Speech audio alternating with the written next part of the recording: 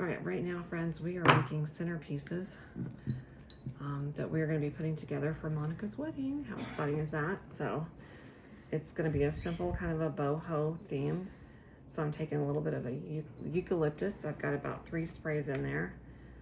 Some natural baby's breath, which always I feel is needed for a wedding. And then we're going to take a little rose petal, or actually a full rose.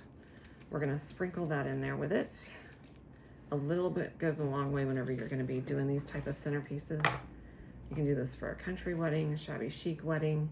Then you can just take some good old-fashioned jute and you can go around the jar a few times.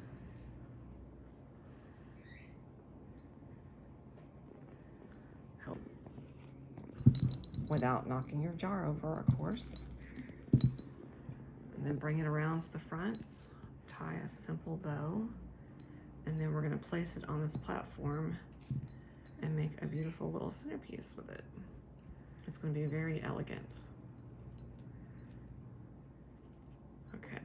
You can also do this with lace. So I have a little pieces of lace and scrap over on the side, just in case I decided I wanted that instead of the jute.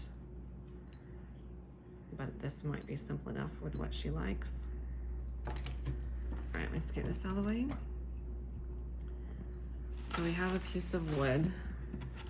It's going to be the platform, so the centerpiece.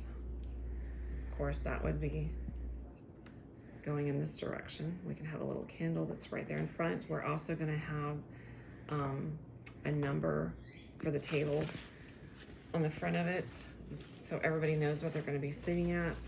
I think this is like too full for what we're going to do, so you can actually just take some of the sprays of this greenery and pull it off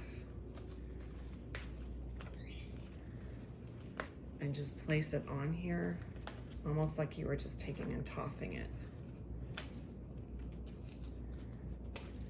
Okay, and then if you want some more of the leaves, you can cut some of it down.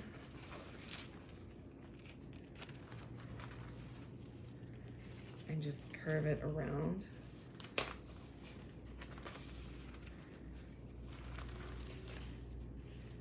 And probably about 3 of these will be good.